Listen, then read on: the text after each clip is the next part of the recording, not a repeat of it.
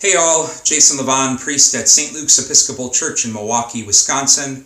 Welcome to another edition of Pause and Pray.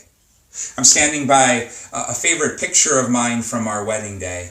A simple picture of my hand and Christy's entwined in each other's. Christy likes to joke and say that she was giving me the death grip because of all of the uncertainty into which we were stepping. And it's interesting to think of love in that light. One of the gifts of it being its willingness to step into all of the doubt and uncertainty of life together. Whether that's the uncertainty of marriage and all it might bring to people choosing to walk with each other, or the uncertainty of parenthood, or the uncertainty of priesthood, or any commitment we might be finding ourselves stepping into.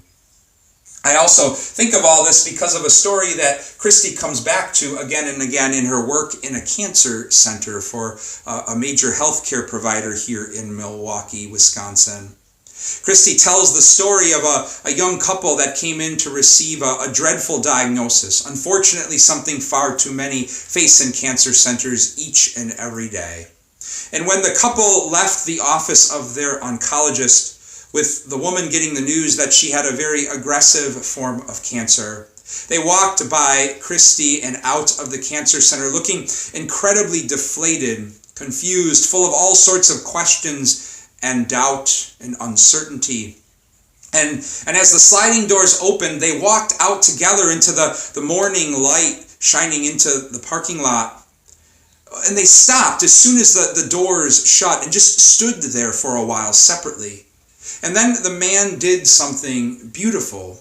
He reached out his hand and took hers. And there they continued to stand, paused in this moment, looking into all of this light, but also all of this doubt and confusion and fear.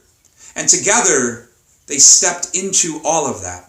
The doubt and fear and confusion, but also the light of the love that they shared with each other in the midst of all of that. Today's daily office brings us the very end of Matthew's Gospel, chapter 28, and indeed the very end of that chapter, where the disciples go ahead to Galilee as they were instructed after Easter, and there they encounter the risen Lord. The text says that they worshipped him, but they doubted, still full of fear and uncertainty. And Jesus responded to them in all of their fear and uncertainty and doubt by sending them out into the world to make disciples of it, and left them with those beautiful words that end Matthew's Gospel, saying, "Behold, I am with you always until the end of the age." Jesus, enfleshing a love willing to draw near to them, take their hand, and step with them into all of that doubt and uncertainty. And what an incredible gift of Easter to pause and pray about, to ponder, as it reminds us that faith isn't about certainty, but rather about this beautiful gift and mystery of experiencing God's love drawing near to us in all of the doubt and uncertainty that riddles our lives. To pause and to pray about how we've experienced that in our own lives. Maybe in those hands that have taken ours when we've received a difficult diagnosis in our lives. Or maybe it's the way in which we're virtually extending hands to one another these days, as we live in the midst of this pandemic and all of the doubt and uncertainty it makes very clear of in our lives. Or maybe it's in the closeness and connection we're feeling with each other. I know I'm experiencing that with my own parishioners and with others in my life, even though we're socially distancing from each other.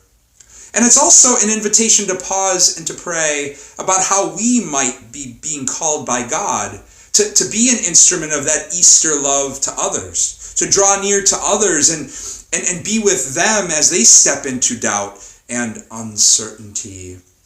And the gift of it all is that, again, as an Easter people, it reminds us that Easter doesn't take away the doubt or the fear or the uncertainty.